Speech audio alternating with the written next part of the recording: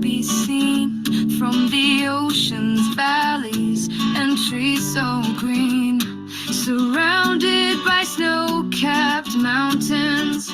Well, welcome to the Sports Guyz, a special edition. This is our wrap-up of the Norway trip that we just finished in late June. We got back on June 30th. We had an incredible 11 days, 10 days actually in country. We did post a couple days ago our photo and video journey. We're going to take you guys through that here at the end of the program. But first, Rob, just give me your impressions about Norway, what you thought. Was it what you expected? Was it better than what you expected? What cities did you like the best? Just give us your overall impression. I think it was better than I expected, and I had pretty high hopes for it. We had heard 2 years ago when we were on our Iceland trip that you got to go to, if you like Iceland, you got to go to Norway. And I can see why they would equate the two. There are a lot of differences in the countries, but there were definitely moments where I hit upon a scenery or a topography or some kind of thing that reminded me of the Icelandic trip. There were a lot of differences, but I was amazed at how accurate, the descriptions of the people were, and the way that I heard the fjords were going to look, and they were just every bit as gorgeous, and the people were really, really nice. They were very quiet people and very active people. I was surprised at how, it felt like 100% of the people were outside running and biking and walking when the sun was out. It felt like everyone was out. They're very active. They're very active. Run, bike, so that wasn't a surprise, but it was a little bit surprising to see it in action, how active they were. So just so many pieces to this trip that were interesting, and it was a very, very cool country to visit. Can't wait to go back, honestly. Yeah, it really was amazing. There were a couple things that surprised me. It was more beautiful than I expected, and that really is amazing to me because I knew it was going to be gorgeous. But some of the just stunning views we saw from the train, but especially from the ship. We were 2 days on the ship, and we'll show you guys pictures and videos a little later. But I couldn't even believe what I was seeing. The fjords are just that breathtaking. There's such a special place that really there's not really anything like it on Earth that I can think of. Maybe New Zealand. Haven't been there yet, but I understand that it has a lot of that. You talked about the differences between Iceland and Norway. The biggest one is that Norway has trees. Iceland doesn't. Very much. But it was similar in a lot of ways. I didn't see really any mosquitoes, any bugs at all. I saw one bee in 11 days. Yeah. We really didn't see much wildlife at all. There were no squirrels. There was no. It was just it was wild. It was really quiet. And you predicted that the Norwegian people would be really nice, but that they didn't like small talk. And that was true. They didn't like small talk. And I kind of tested it because, I like to do small talk. And I tried to talk to taxi drivers, and I tried to talk to hotel people. And they were nice, but they didn't want to get into small talk. The taxi drivers were all from different countries, so they were very talkative. But if we were sitting next to people on the train, you could tell they were Norwegian. They didn't want to talk. Yeah. Yeah, unless there was something big you wanted to ask them or something important, then they would talk to you. And but you were right about that one. A lot of research leading into this trip. People said the one time Norwegians open up and get really talkative is when you're hiking with them. They kind of open up and they just tell you everything that's on their mind. So we didn't do a whole lot of hiking with people from Norway, so we didn't get to test that theory. But it definitely was. People were more reserved, and they also, in a lot of their mannerisms and the way they speak, were very similar to Swedes. We've spent a lot of time with Swedes over the years. Yep. And of course, our sister is half Swedish. Mm-hmm. And so they had some really interesting mannerisms. Rob likes to try to imitate some of them. And actually, we have a video of him doing one. But really great people. I really love them. What did you think of the food? Food was really good. They had just glorious fish and seafood. I literally think it could be competing for the best in the world without exaggeration. I love the lamb.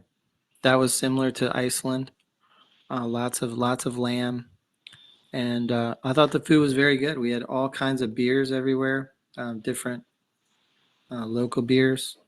They had And said that when you get to Bergen, you had to try the salmon because they were known for salmon. They catch the best salmon in the world, and they actually introduced salmon to Japan through a yeah, marketing campaign and created a demand for salmon in Japan that has been obviously a big boon for Norway because now people in Japan like it in their sushi. So well, they saw sushi as an important target for their marketing, and so they said Project Japan was launched, and they sent teams of people over there to sell their salmon to get the Japanese to start putting it into their sushi, and it worked. Now it's one of their main ingredients.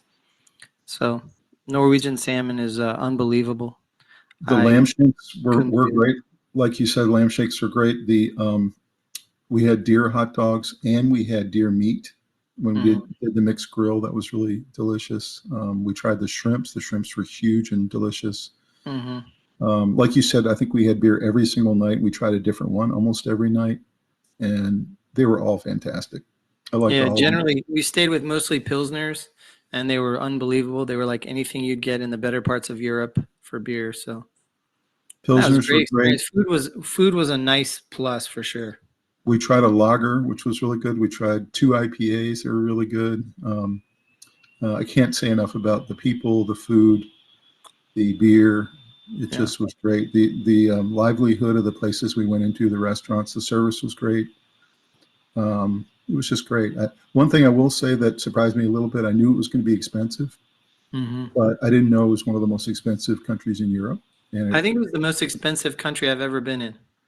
it was unbelievably expensive. So Yeah. anybody who's thinking about a trip, bring about 25% extra compared to what you think you need because everything costs money. They made you Yeah. pay to go to the bathroom. They made you pay to park. Yeah. They almost made you pay to breathe. Yeah. You Just, literally had to pay to go to the bathroom sometimes. so there's just nothing for free. Every museum obviously had a separate ticket. Um, so bring some extra cash when you go Yeah. to Yeah. Norway because it's very expensive. Dinner for the four of us was generally between $200 and $400 every night. That's right. That's exactly right. So any other surprises, pleasant or otherwise? Um, just so many pieces of this trip that are worth talking about, but not really surprises. Are you happy with the photos that we got? Thought we got good photos. I will say that it was surprising sometimes when I would look out and I would gasp at how beautiful a scene of the fjords was. And I would take a picture on my camera and I would say, God, that looks so beautiful. And I'd say, but it's still better in person. Like it, no matter what my camera and, my Android takes amazing photos. I couldn't quite capture the level of beauty that my eyes were seeing. Do you know But it that was between close. Sometimes it was close. you know that between your photos and my photos, I ended up having 900 photos I had to sift through, and I put about 140 into our slideshow we'll show later. But I think out of all those 900, maybe five were as beautiful as the real site. You just couldn't quite capture it. You have to Yeah, see with your own eyes. The that's camera right. just can't quite get it. And also, it's hard to really show in photos or even a video that you'll be going along on the ship and there's a gorgeous waterfall, and then to your left there's another one, and then you're going along, and then to the right there's another one. You just can't quite capture that in photography. I mean, you can, but it's hard to Well, tell that story. and there were at least 100 times on the ship, on the train, when we were hiking. There were at least 100 times where there was a moment I wish I had captured with my camera and I didn't. Hmm. I think we did a great job with videos and pictures, but I think we could have done better. I think that we missed some opportunities. Particularly on the train, because there was so much tree cover. I was a little disappointed when it started because I heard this was one of the prettiest trains in the world.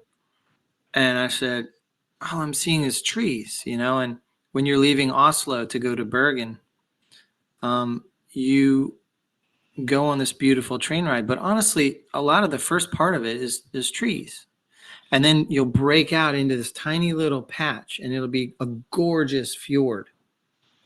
And by the time you get your phone ready, it's gone. And so a lot of times I'd be standing around waiting to take a shot. And by the time, even if you had your phone ready, by the time you saw it, registered it, and try to get your phone up, the tree cover had started again. So the train But was particularly difficult to get photos on. The ship was perfect for it. So that's why we really didn't get that many good photos from the train, I think. But I think the second half of the train ride was fantastic. It really yeah. opened up and you started to have a lot less trees and it felt a lot more like Iceland again, like with and we'll and we'll rock show you the mountains. we'll show you the map a little later about why Rob's describing it the way he is, because the first half of the trip, if you look at the map, it really is just trees. It's just Yeah. essentially forests like you'd have in the United States. So we were a little disappointed, but what we didn't realize is that the second half of the trip is really why you're on the train in the first place. You're there Mhm. for the fjords. And when it opened up, it was just breathtaking. And we'll show you some of those photos. So out of the cities we're going to review tonight, which one was your favorite overall and why? I would say the biggest surprise to me was Ålesund. I enjoyed it immensely, and I really didn't think that that was going to be a highlight. So Ålesund was a beautiful little walking city, very spectacular, gorgeous architecture, probably the nicest architecture on the whole trip. And it was just a really nice place. They had fun bars. They had a really happy set of people that we'd just run into all over the place, and the You food know, was good. it's not a very big city, and yet it was really happening. I mean, we saw Yeah, live music 2 nights in a row, and we yeah, met this really cool band that was playing there, and it was by far my favorite city too, Olesund, and that was a surprise to me. I thought it was going to be Geringer. Um, Olesund was just great. I mean, everything about it. Sunmore was great. We learned how to use the bus system. hmm We were just walking along the water both days we were there. Everything was accessible. Everything was walkable. The museums were great. All the food we had there was fantastic. I liked our accommodations. So yeah, Ulesund was tremendous. And of course, we came into Olesund on the ship, so that was yeah. kind of a special experience to come in via the fjords. hmm So you have a close second to Olesund? Um, Probably Bergen. Yeah, I think I really enjoyed Oslo too, so it's hard to say, but I'd say Bergen was just a really special place. I don't know if I could put up with that much rain for my entire life, but as far as just a quaint, beautiful little city, second largest city in Norway, the architecture is amazing. It's just beautiful, popping colors, and you're walking up hills throughout. It's surrounded by 7 mountains. It was just a really fascinating place. we kept saying over and over the whole trip that Bergen was fantastic, and I loved every minute of it, and that it would have been number one if it didn't rain so much. But it essentially rained the whole time we were there. It We were was in our really rain. difficult. Yeah. If it was sunny days while we were in Bergen, it would have just been tremendous. It's It's incredible. funny, in my research leading up to the trip, I had just video after video, and everybody was talking about Bergen, and a lot of people were saying, "Get ready for the rain," but a lot of people were videoing saying, "I don't know where all this rain is. It's sunny here, and it's sunny here, and it's sunny here." And I saw so many videos. I was thinking, maybe it doesn't rain all the time. Maybe it doesn't rain that much, and it rained the entire time we were there, and almost nowhere else in the country, really. And it just wouldn't stop. It was all day. It was crazy. Yeah, it would So occasionally break out, and you'd have a little reprieve. You'd pull your hood down, you'd kind of regroup, and then it would get overcast again. there, the Bergen is the rainiest city in all of Europe, which is pretty Mhm. incredible. It's basically the Seattle of Europe. That's Yeah, what and it there's a is. good reason for it. The 7 mountains all trap the cloud cover in, and so it needs to empty, and it just rains, and then more clouds come in, and then they fill up, and then they need to empty again, and so it's constant rain. I You don't know if notice they that have drier seasons, but it seemed to me like that was normal because everybody had their umbrellas with them. Everybody was you ready for notice it at all that times. you notice just outside of Bergen on the train or just outside of Bergen on the ship, it was sun again. I mean, Dry. Yeah, it's yeah, like yeah. basically Bergen's the only rainy place. If you get outside that set of mountains, I think there's a lot less rain throughout the country. But if you think about it, for the 10 days we were on land in Norway, we had 7.5 days that were fantastic. We had really Yeah. good weather. Oh, yeah. The weather was nice. I also really liked Lillehammer. I thought it was a cute little town, Mm-hmm. really fantastic. The whole Olympic Village there, went to the Olympic Museum. We got to go to the ski jump. You guys got to do the wheel bob, which we'll show you some video of later. What a cool activity that was. And it's just a cute little town. It's the same thing as Olesund. You walk around this little tiny town with very small population, and yet there's a lot happening there. A lot of bars, restaurants, a lot of tourism. So I really liked Lillehammer. And of course, Geringer was stunningly beautiful, like we thought it would be. Yeah, the scenery in Geringer was probably the best. The Lillehammer was a cute little town. One cool thing was each town had its own sort of advantage as far as public transport or how to get around. We didn't have great success doing Uber, so plan on probably avoiding Uber as much as you can in Norway. Right. I would go with occasionally we would get a taxi, but you know, in some places we'd do light rail, some places we were doing bus. It just kind of depended. Each town kind of had its own advantage. That's a really good point that Rob makes there. We tried Uber 4 times in 3 different cities, and we were only successful once. We were able to take it 1 time. And don't get me wrong, we're not anti-Uber. No. we use it here all the time. We love Uber. It's we're just telling you guys kind of difficult there. Yeah, there just wasn't available in those different valleys and those cities that are so spread out, especially Ålesund, especially Bergen. So my biggest advice to you is learn the local transit. So in Bergen, we got to know the train system really well, and it was easy to use. And we just took it all the time, multiple times a day. I would go one step further. Each city you go to has a different advantage of transportation. So like Bergen, the light rail was easier to use than the bus system. The bus system was complicated and it wasn't very direct to things. And it was not advantageous. Everyone was saying use light rail, which is like a tram, like over tracks going down the road next to cars kind of thing. And then you kind of need to figure out what's the best in each city. And really, Ålesund was almost all bus. I mean, Ålesund was bus. We took the bus out to Sunmore, and that was really easy to do. Another thing that's cool is in several of these cities, the hop-on, hop-off buses are great, but they don't run all the time. So look into that before you go, because apparently they only run when the cruise ships let out and sort of surge the bus systems. So they're advantageous, but they don't run all the time. They are running at a time when there's a maximum amount of people kind of flooding in. And then on days when there's no ship coming in, they stand down. So you don't want to rely exclusively on that. But if you have a chance to use the jump on, jump off, hop on, hop off, it's called, use that, because that was highly recommended. A bunch of different cities, several of the cities, but we rarely were timing it so that we got to take advantage of that. So that would be one thing I would do again a little differently. And really in Lillehammer, we just walked everywhere for the most part. Yeah. And Oslo we did too. So it was a mixed bag, but we really enjoyed it. Oslo, of course, we had a car, but we just parked it and basically walked around the city all day. So yeah, we had a car in Lillehammer and in Oslo, and parking in Oslo was tough, but for sure, Lillehammer was easier. It really was. So those are some of our tips for travel, and we'll go through that with you here in a minute. Each leg, what we did, what we used for transportation. Did you like that we had the car the last 3 days of the trip?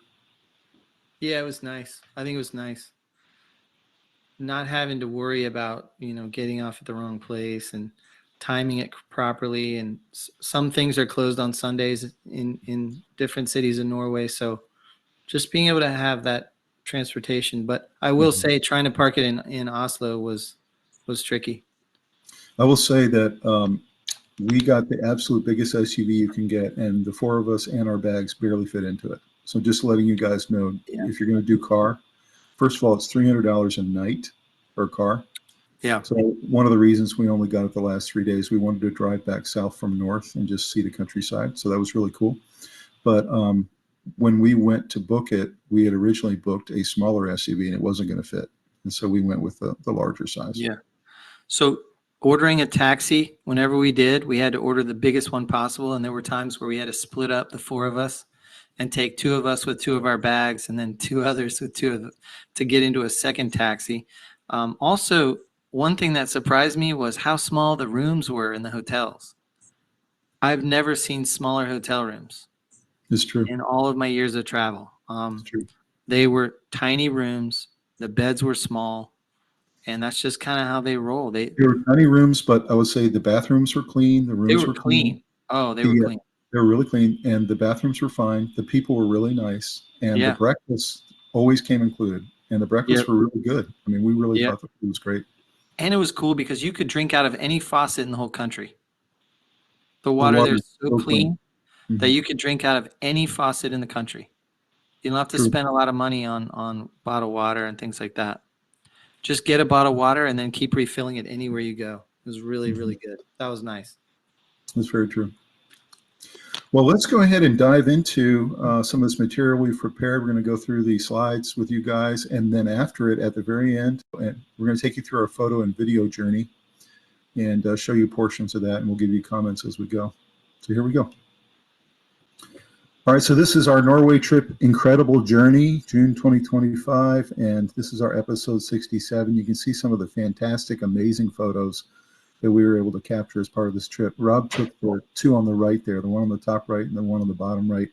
And the one on the bottom right, Rob, I think was one of your 3 best photos from the trip. Yeah, it was one of fantastic. Yeah. Rob has a Samsung, I have an Apple, and I think we really agree that the Samsung is a little bit clearer and sharper. And just the photo there pop a little better. The photo there to the bottom left was probably the best photo I took on my iPhone, and I used the pano mode, so it's actually a pano photo. So that was probably the best one I took. That was actually from the ship. So you can just see some of the incredible, stunning beauty we saw, and like we just said, you just can't capture it in photos. You just have to see it yourself. You can get close, but it was hard sometimes. I would look down at my photo I just took and be like, didn't quite. Not quite there. Yeah, not quite sharp enough. Yeah. So looking at Norway, Norway is officially the Kingdom of Norway, and it's a Scandinavian country in Northern Europe known for its stunning fjords, mountains, and midnight sun. And that was something that we kind of expected, but that was really surprising that the first night we landed in Oslo, we did that kind of end of day video, Robbie, and it was 11:15 at night, and it was still looking like it was about 6 p.m. Yeah, no.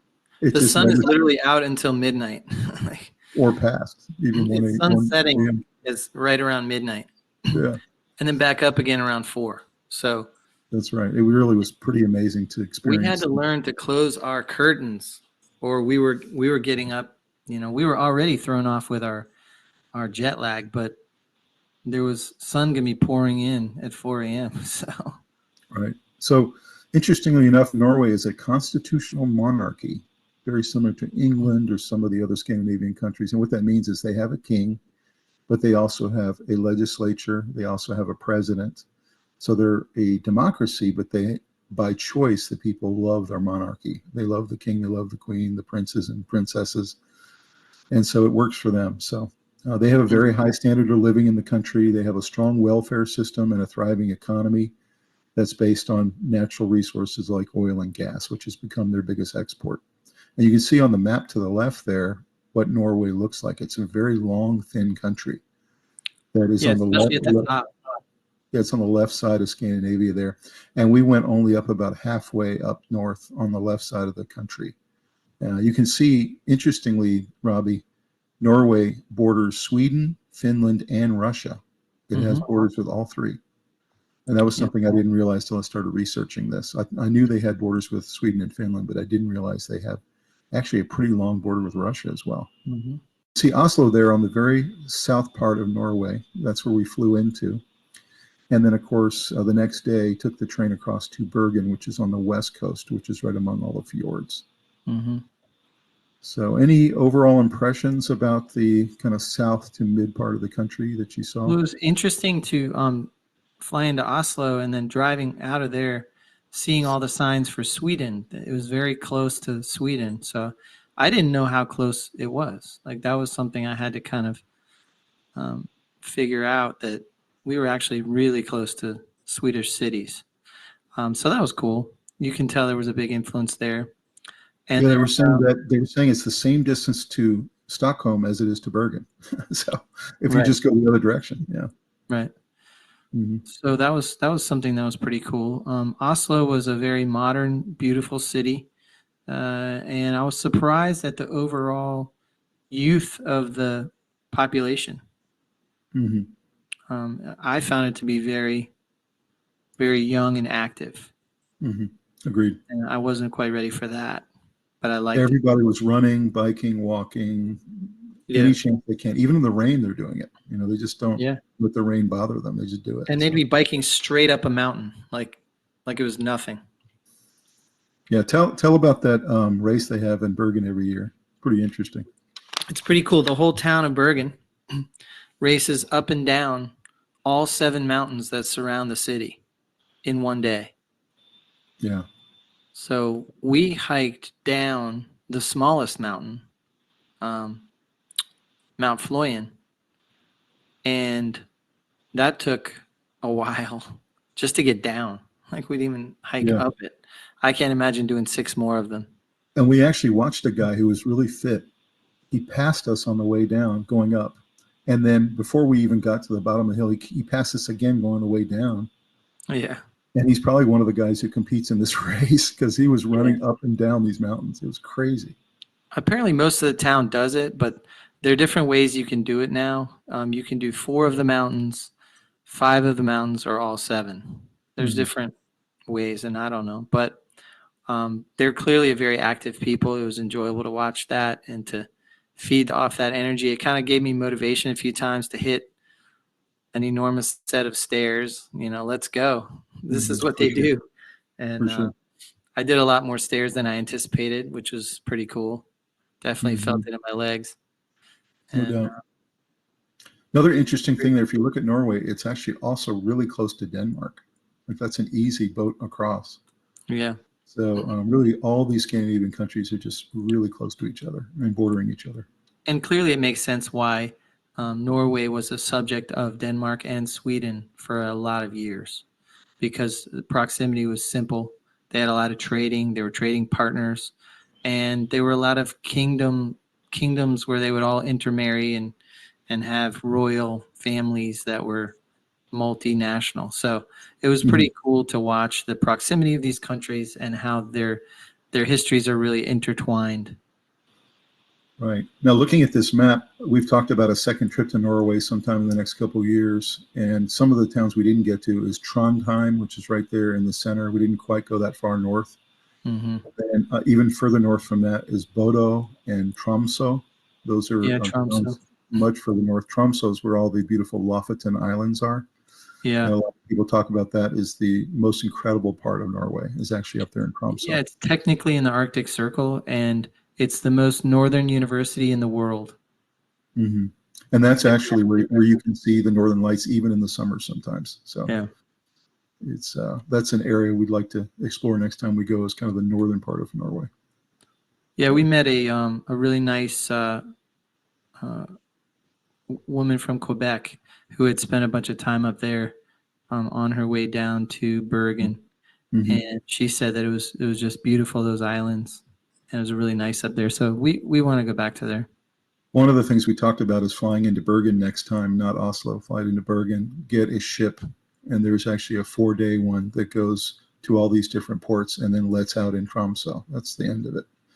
So it'd be a really cool trip to let out there and then explore that area. Yeah.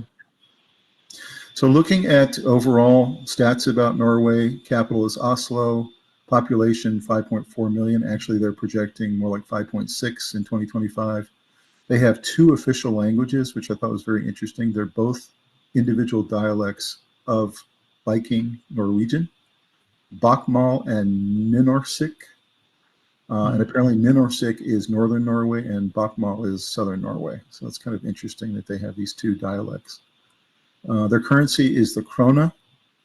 Again, they did not join the EU, and the EU vote has come up 3 times, and they've rejected it every single time. They have kind of an independence streak, very similar to Iceland. They consider themselves Europeans, but they want to continue to have their own destiny in terms of monetary policy. So constitutional monarchy. In terms of geography, we talked about the mountains, the fjords, the coastline, and the portion of the Arctic Circle Rob was just talking about there. Very strong economy, one of the better economies in Europe because they have so many natural resources.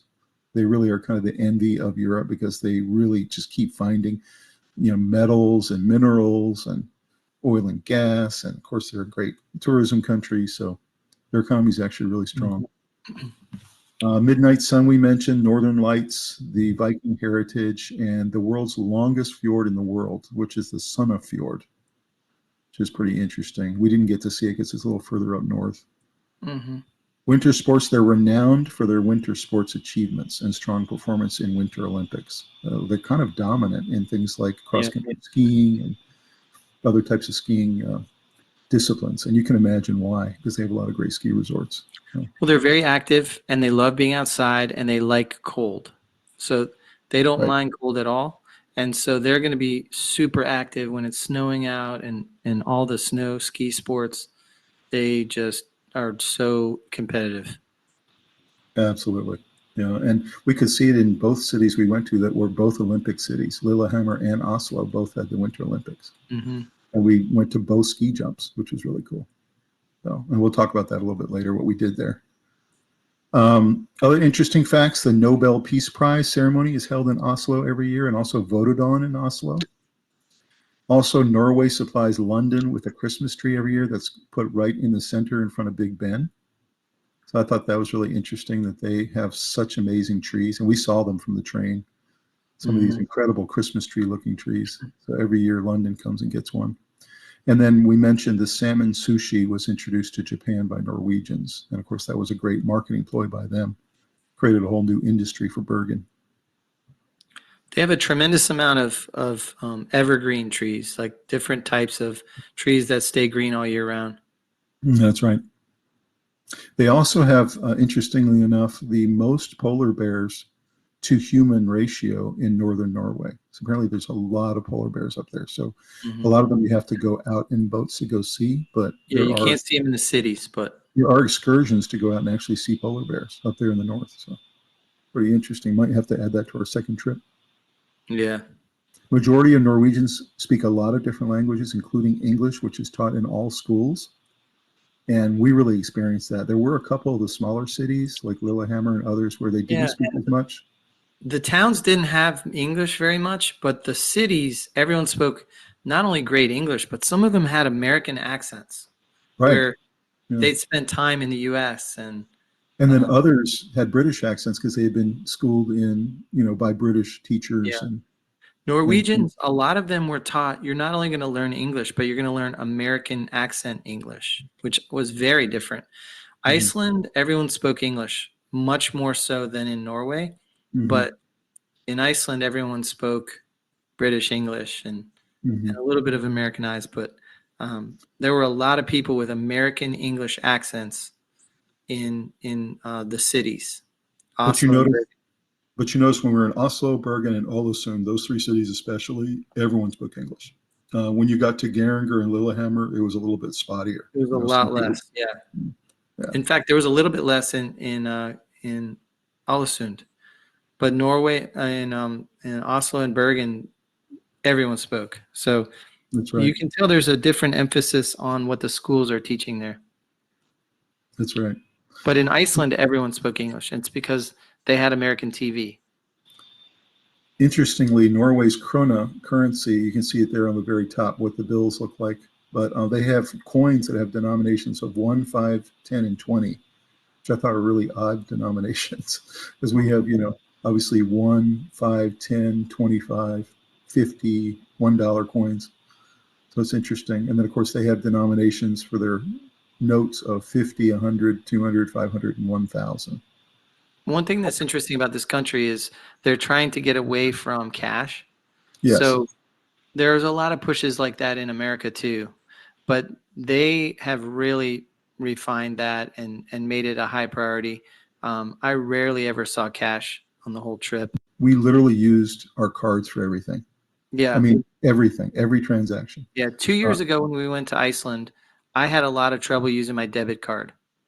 this year when I put on my internet, by the way, little hint, go to your app and put yourself on international travel, Yes, that setting, and then absolutely. you can use that debit card everywhere. I think one time I had a problem at one gas station, but other than that, 100% of the time, other than that one time, every other We had time, it was we had always one time we had a problem, but in Iceland we had a lot of problems. But this time, yeah. because of 2 years later, we had one problem at one gas station where both of our cards didn't work, and it was really Yeah, frustrating. I think the pump was the problem actually. Yeah, possibly. Yeah.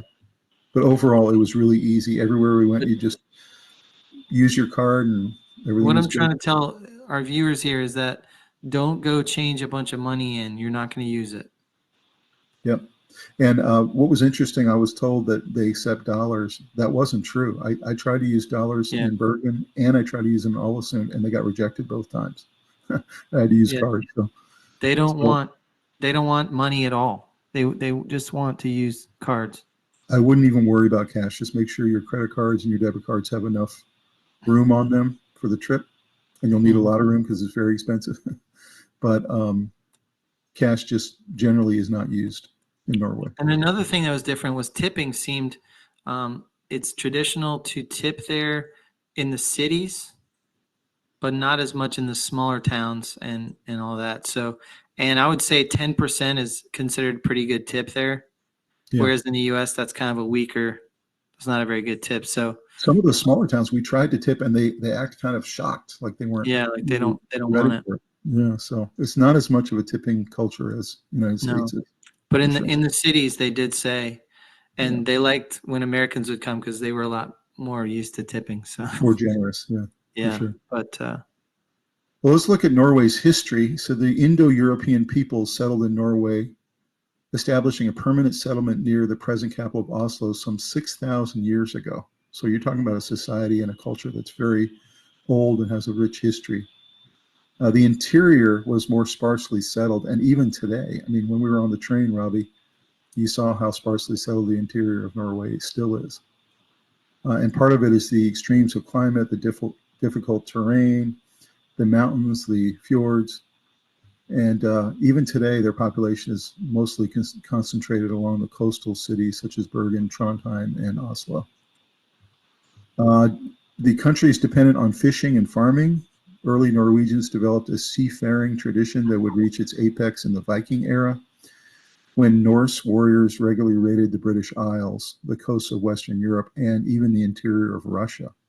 Vikings also established colonies in Iceland and Greenland and explored the coast of North America, which, of course, Leif Erikson did, and he called it Vinland, which was Nova Scotia.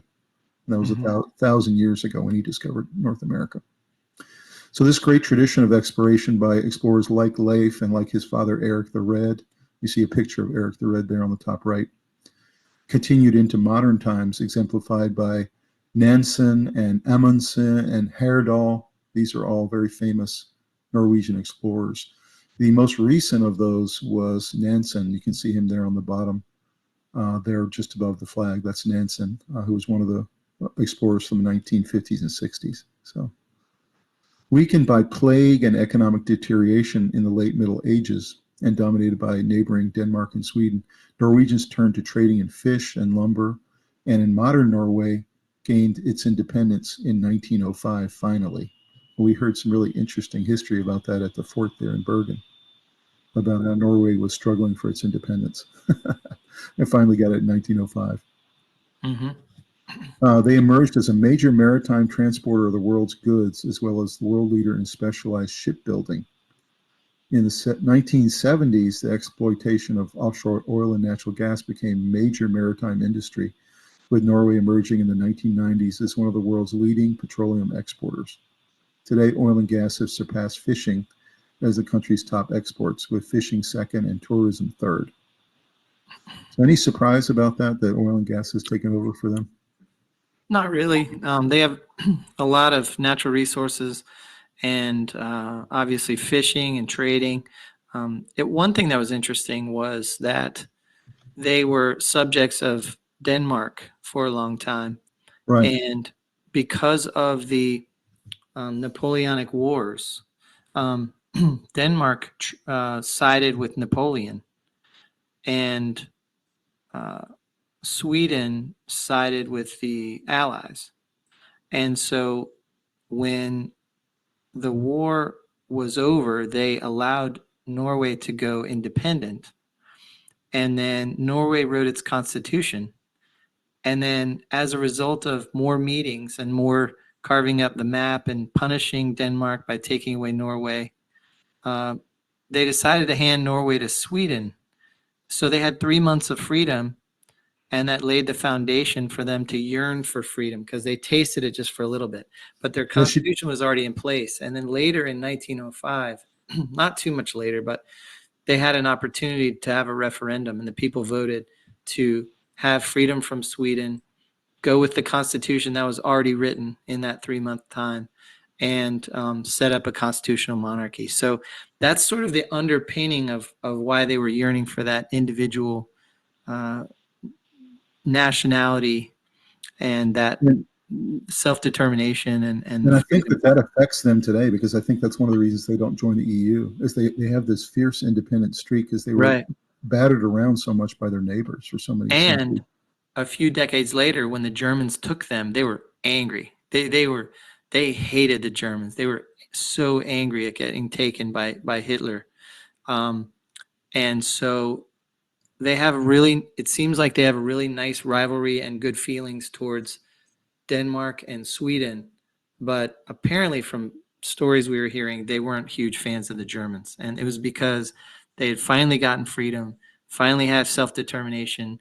They looked to the two countries that sort of ruled over them over a long period of time, not with anger and hate, but like, all right, you guys are okay. And then the Germans came in and they were furious. And so that's pretty interesting, is that they saw these different groups that ruled them differently. Yeah.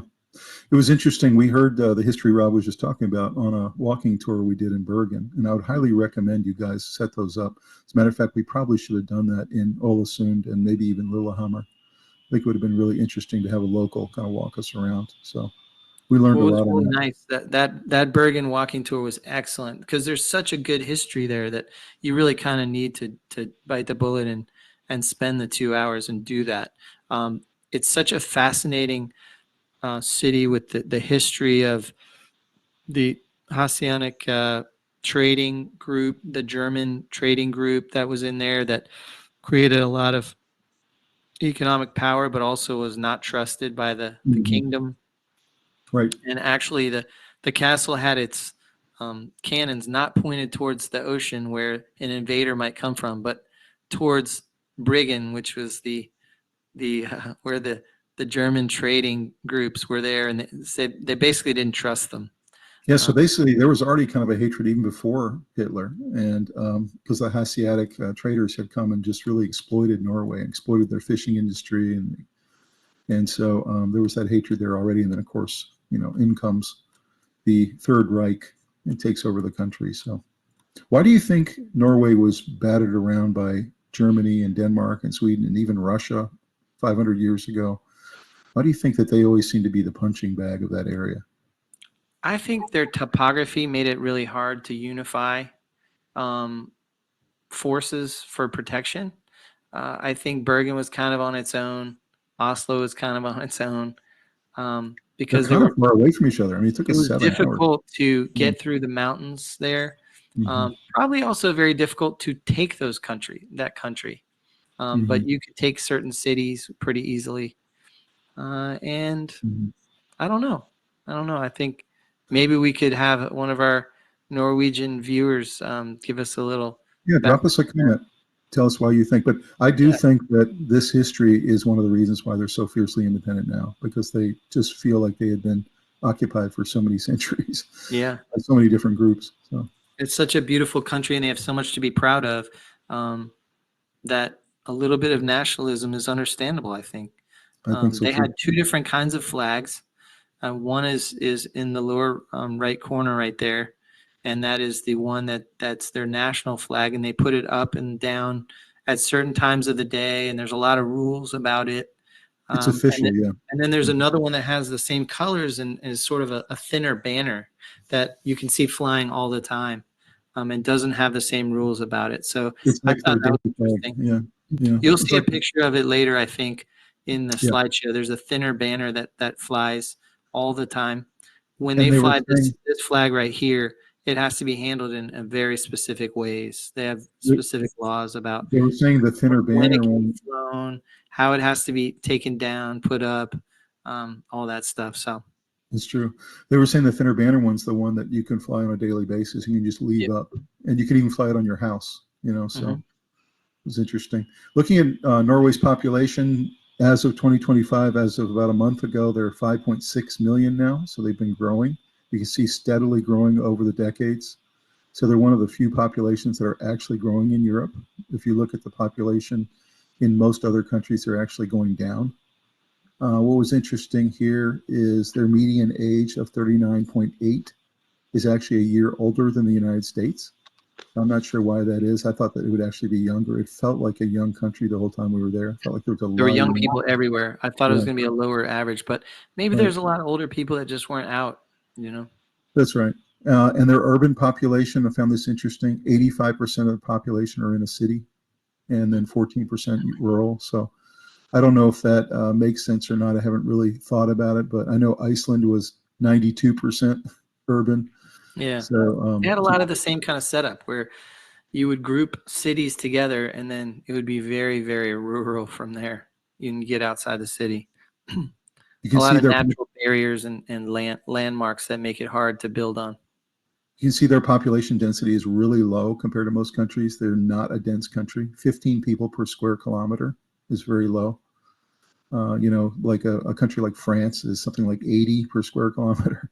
So, yeah, interesting. There's a lot of room in Norway.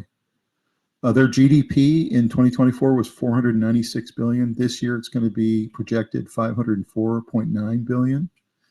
What's interesting is that is 1/4 of New York City. So that gives you kind of a idea of how much smaller the GDP is in a country like Norway versus the United States. Their labor participation rate, 73%, is the second highest in Europe. So they do have a workforce that works. Most able-bodied people are working. The United States is 68%, so they have a higher labor participation rate. So any of these stats surprise you, Robbie, about Norway? Not really. Not really. It seemed like everyone was going to work on the buses and they use their mass transit very, very sort of effectively and they really try. They don't have a whole lot of car traffic. And the stats kind of bear out what we were seeing. Just a really beautiful country, very young, active population. Everyone was working and active when the sun was out. They were super, everywhere you looked, people were riding bikes and it was a very nice country to visit. Now, I will say their GDP, although much smaller than the United States, of course, is growing and has been growing for 30 straight years. So their economy is doing pretty well overall. So looking at Norway's fjords, they're actually stunning deep inlets of the sea carved by glaciers into U-shaped valleys and are a defining feature of the Norwegian landscape. These dramatic waterways, primarily located in western Norway, are characterized by steep rocky walls that rise from the water, often dotted with waterfalls and surrounded by mountains, glaciers, and forests. You can see some of the fantastic photos. All three of these Rob took with his camera. I think maybe your best photo of all was that one there on the right. What are your Yeah, thoughts maybe. about? Yeah, but you can see just how stunningly incredible these fjords are, and this is really why people go to Norway. They want to see these incredible sights that you see here. If you look on the top left there, there's a map of all of the major fjords in Norway, the little red dots. And again, you can see the reason we didn't see much on the train the first half of the train because we were going from the right coast and all through the gray area, which does not have fjords, all the way passing Flam, which is there in the center of the map. Flam was one of the stops we had. And that's when the glaciers and the fjords start, is right there in the center of the country. So You see a few fjords going towards Flam, but really from Flam on is really just fjords are everywhere.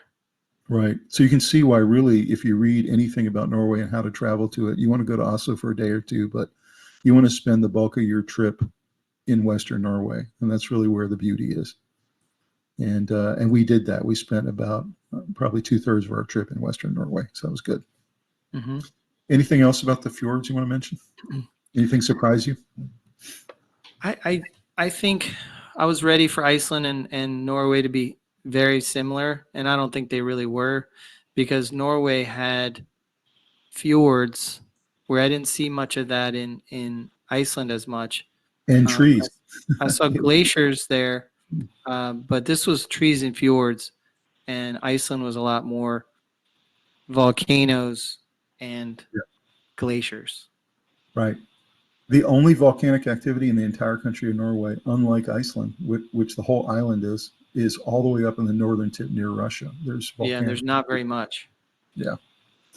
So anyway, the fjords are absolutely stunning. You have to see them with your own eyes, and Yeah, pictures just don't capture them, don't give them justice.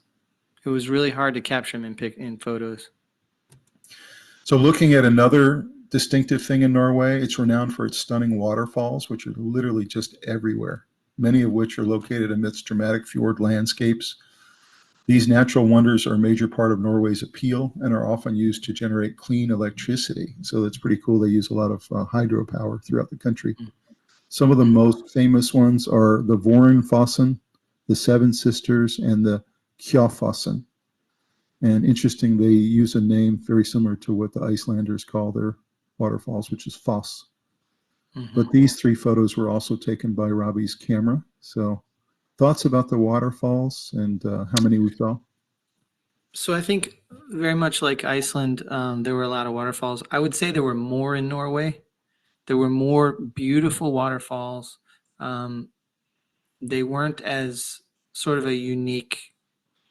You don't go to the waterfalls in Norway. They're just everywhere because you have all these snow caps that are melting in the summer, and they're just feeding these waterfalls, and those are feeding down into Yeah, the fjord waters. and you don't have the stupendous waterfalls you have in Iceland, which are just so huge that you can't even believe it. They have billions of gallons of water Right. per hour going across. You don't have that. You have these little waterfalls everywhere in Norway. And there's famous ones in Iceland where you can walk behind the falls and everything. We didn't really run into any of that there, but they were just stunning. Basically, they're caused by melting snow cap in the summertime. Right. And you could see where a lot of waterfalls had dried up because they had kind of run their course. And That's then right. in the fall, they'll fill up with snow again, and then they'll melt out in the spring, and then some of There's them will dry up. something about the combination of waterfalls and fjords, which you don't see in Iceland, that I thought was just so unique. I'd never seen that in my life. Something that stunning and beautiful. Yep. It was really cool. And I think I'm so glad we did the 2-day boat trip because we got so much out of that, seeing Yes. the fjord from the water.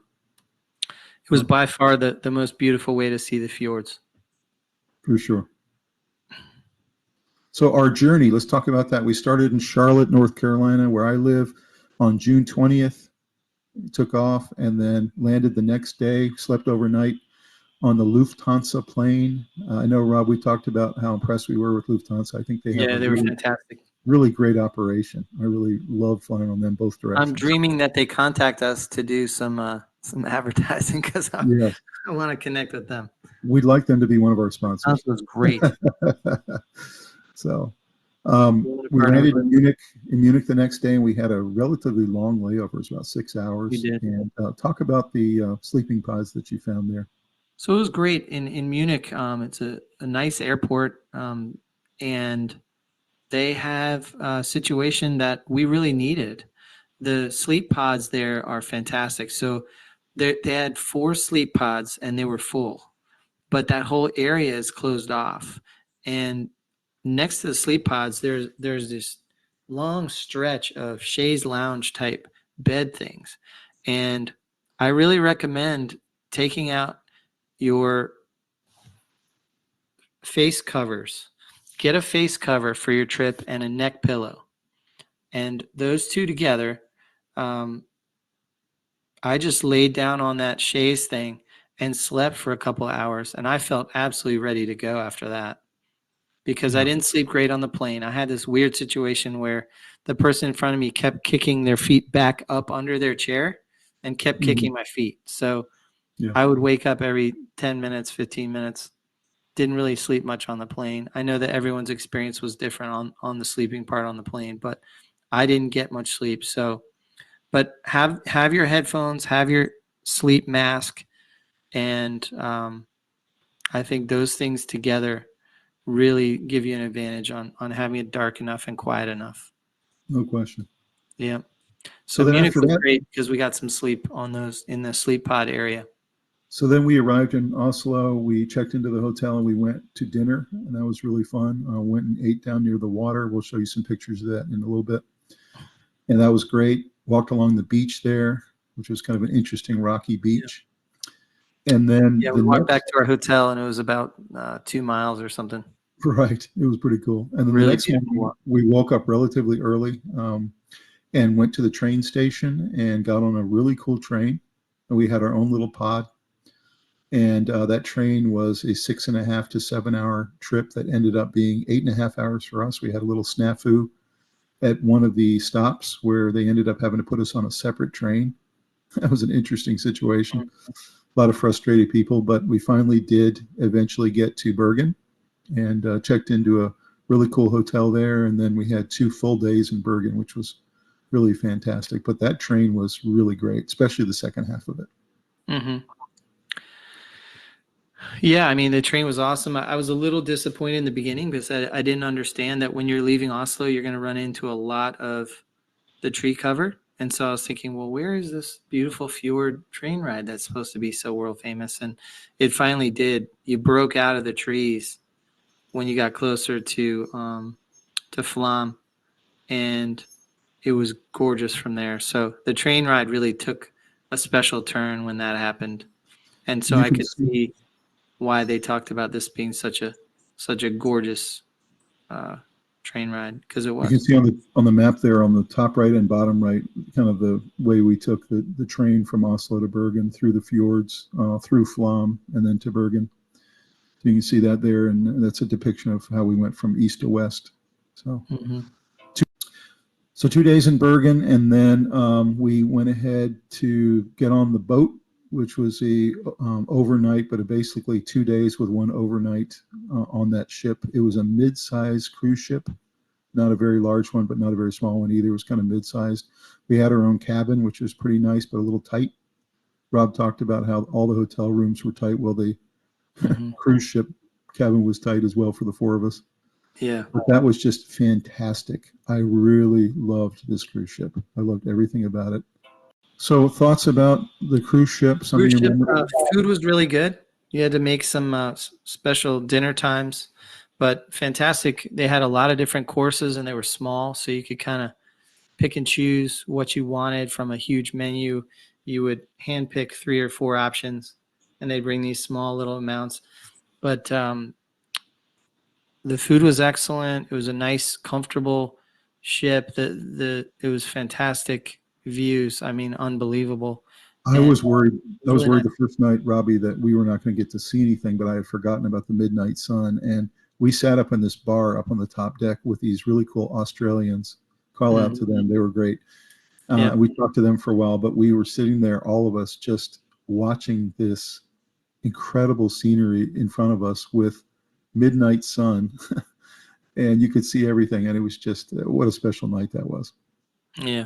And also, by the way, shout out to the Canadians that we met on the train ride. Yeah, they were great. We took pictures with them, and I think they are watching this broadcast. So we had a fantastic to time with them. Yeah, they were great. And we took a great picture of them at one of the stops on the train, and hopefully they're doing great, and they had a great time in their hiking and backpacking trips across Norway. And we met up with them in the sort of standing areas on the train. Frequently, they wanted to get photos when we would break out of the trees at the same time we were. So they were getting some of the same photos. So that was kind of fun, and they were very interesting. Traveled a lot. So on the ship, we stayed on it the entire next day as well. And one of the stops on that ship on day 2 was Geringer, which we go to later. But What an incredible way to see it both from the ship and then a day later to see it actually on land. So that was pretty cool. It And then we was. talked about Ålesund and how shocking it was in terms of what a great city it was. I mean, we knew it'd be pretty, but we didn't It was really realize gorgeous how special. architecture. Yeah, didn't realize how special that town was going to be. So we had 2 full days there, saw as much as we could, and hiked to the peak like we did at every city. We always went all the way up to the top area we could go to. And then we picked up a car at the Ålesund airport. That was an experience going with a taxi driver out there, Robbie. Rob hops into this Volvo SUV and drives us back to the hotel to pick up the rest of our party and our bags. And then we are off to Geiranger, which was just an incredibly beautiful place as well. What are your thoughts on that area of Norway? Geiranger was probably the most beautiful city place we went to. They were all gorgeous. Bergen, Ålesund, Geiranger, but it was a cool place. It was very much interwoven into the fjords, and so everything was winding roads. And we knew Rob was going to have a challenge because he was going to drive the entire trip and he was going to do those windy roads. Were you scared at all, or were you pretty comfortable? No, I was real comfortable. And they have good roads there. They have really good roads. The only times that we got a little bit unsure were a couple of the twisting turn ones were not evident how steep or how tight the turn was. But for the most part, those were pretty obvious. But the tunnels were interesting. There were times the tunnels were very strange. They were very well constructed. Occasionally we would hit a tunnel that was one lane going in both directions, and you had to share the tunnel with oncoming traffic. And so if you ever run across this, just know that you're meant to go in, but there's little turn-off areas that help the right lane turn off, and the oncoming gets to go straight on through. So I think the hairiest tunnel we did was leaving Ålesund to go to Geiranger. We stopped at the lighthouse, the Ålesund lighthouse, and that tunnel was a little nerve-wracking because there were a couple of tunnels, 2 of them, that we had to go through that were one lane, and you had to share it with oncoming traffic. And so you were holding your breath, hoping no one was coming. And if they were, there's a specific side, you'll see it, where there are carve-outs for you to tuck in and let the person go by. So just driving through, you need to be very alert, driving into the tunnel and ready to know if you're on the side that's expected to pull off or not. Yeah. And another thing, out in the countryside driving to Geiranger, we had those little tiny roads that would get real thin, and then you'd have a bridge where you'd have to wait for the person on the other side to come across, or they'd wait for you. So it wasn't just the tunnels. There were also times where you have to really be in tune with what's happening on the other side of the bridge, whether you can cross or not. So just be careful. So the car we had was a Volvo SUV. It was a hybrid, so it got really good gas mileage. We actually only ended up having to fill up for the most part one time. We did fill up briefly at the end, but essentially it was one fill up for the entire trip, which was pretty amazing, I thought. Yeah, it was very fuel efficient. So then we took the car after a great time in Geiranger, really loved that. We drove across the country almost all the way to Oslo. Not quite, but to we stayed in a beautiful B&B. To Lillehammer. Yeah, and Lillehammer was just a beautiful place. And in Lillehammer, we stayed in this beautiful downtown hotel. It was easy to walk from there to everything. And of course, we went to the ski jump and to the Olympic Museum. So that was a great time.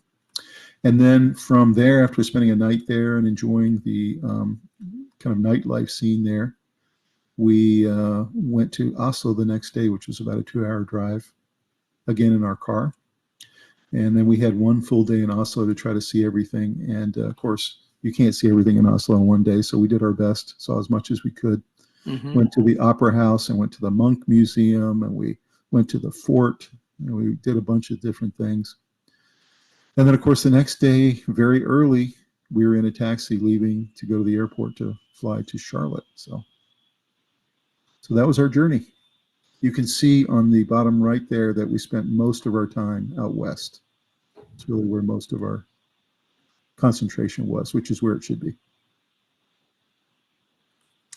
So let's talk about each individual city. Oslo, which is the capital, the most populous city in Norway. It's situated in the northern tip of the Oslo Fjord. It's a vibrant city, has rich history and culture, proximity to nature, has a bunch of lakes, a bunch of forests. It's a major center for trade, banking, industry, and shipping. It had a population of, right now, the entire area, which the 5-county area has a population of 1.5 million. And it's one of the fastest growing cities in Europe, which I found very interesting. Apparently a lot of European kids like to come to Oslo for university. So that's kind of neat. It was a very cultured city. There was a lot of art and beautiful architecture, and it was a very educated city. It was sophisticated. You see the really unique opera house there, and we actually walked all the way up it and around. What a cool design that is, that allows you to cool. walk. It's designed to look like a glacier coming up out of the fjords. Right. That's right. So Oslo was founded around 1050 by King Harald and became a center of Norwegian Christianity at that time. The city was also formally divided into East and West Oslo, which I thought was interesting. 2 different cities, with the West traditionally being more affluent and the East being working class neighborhoods. And apparently that was how it was for a long, long time. And then about 100 years ago, they started integrating the 2 into one city. So interesting history there. Any other comments about Oslo? Wish we had stayed a little bit longer there. It was definitely a nice city that deserves several days. I felt like we needed one more day. Yeah, I agree. The biggest regret of the whole trip was not going to the Viking Ship Museum. Which was not our fault. Which was closed for renovations. So Right. that's something that you must do, and hopefully you will have better luck than we did with that. We discovered that on our way, is that it's closed for renovations for a little What's bit. What's amazing is they're not opening until March of 2027. I'm like, I've never heard of a renovation that long in my life. I know. It's crazy, but year and a half renovation. But anyway, that was very unfortunate. It's a very important site to visit. For sure. Let's look at Bergen. Bergen, Norway, a vibrant coastal city nestled between fjords and mountains and called the gateway to the fjords. The second largest city in Norway, and it's known for its historic wooden buildings. As you can see a picture there in the center. And on the right, a picture Rob took of Bergen with those wooden buildings, very historic. They have a lively cultural scene and stunning natural surroundings. Bergen's on the Bergen Peninsula, and it's surrounded by fjords and mountains. It's a municipality covering 465 square kilometers with a population of around 286,000. It was founded in 1070, and it was an important Hanseatic trading center, which Rob mentioned, which is what Bergen is a Hanseatic trading area. It's now been named a UNESCO-listed site, which is the Bergen Wharf. Bergen has a diverse economy with fishing, shipbuilding, machinery, food processing, and tourism. And the city is surrounded by, Rob mentioned this, the 7 mountains. That's the gateway to exploring the fjords all up and down the west coast. So any thoughts about Bergen and Briggen and the history, and even that interesting tidbit we found about the water used to be much closer up to the Briggen houses? Yeah. So one thing that we found in all of these cities, there were massive fires in Oslo, Bergen, and Ålesund that all changed the history of the cities.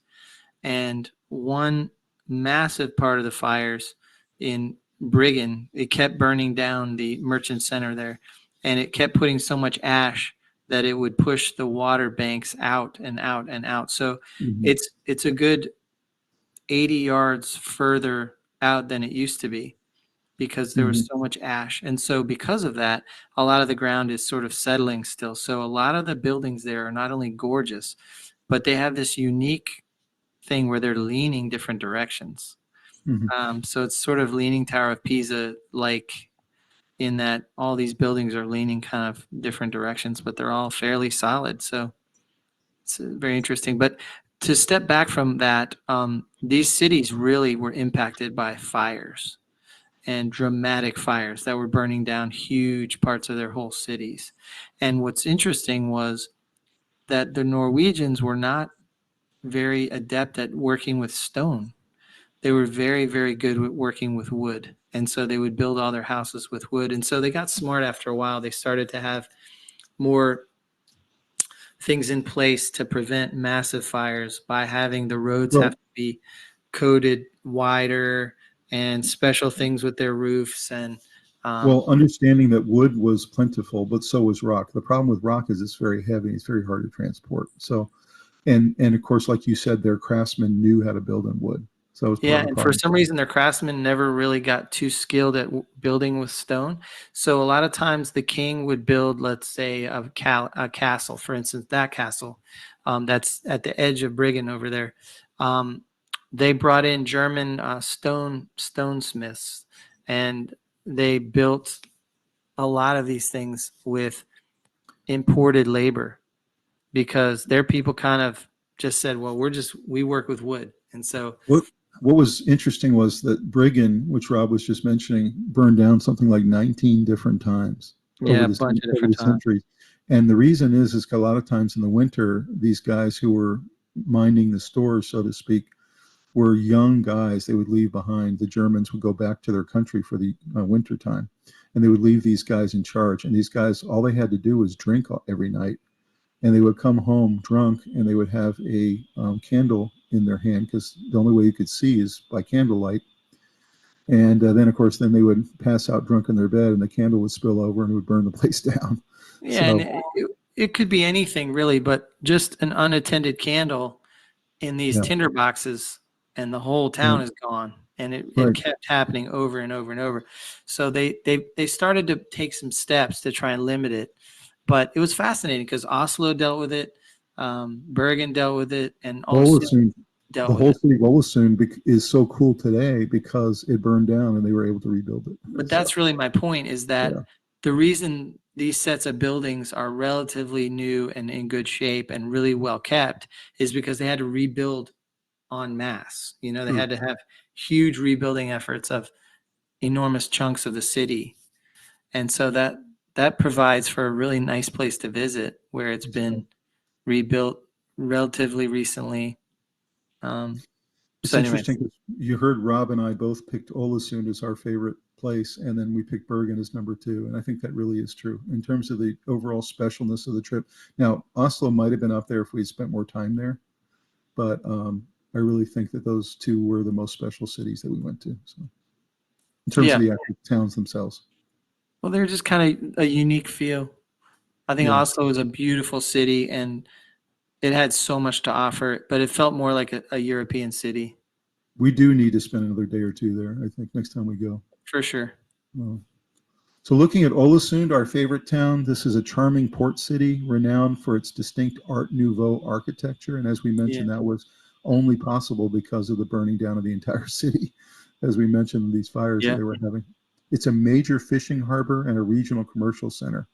Olesund is famous for its Art Nouveau style, characterized by turrets, spires, and decorative details. And it was really interesting walking around town, just looking at the Art Nouveau stuff that we had just seen in the museum. So it gave us a really good idea of what it looked like. It was founded in 1848 and rebuilt in the Art Nouveau style after the fire in 1904.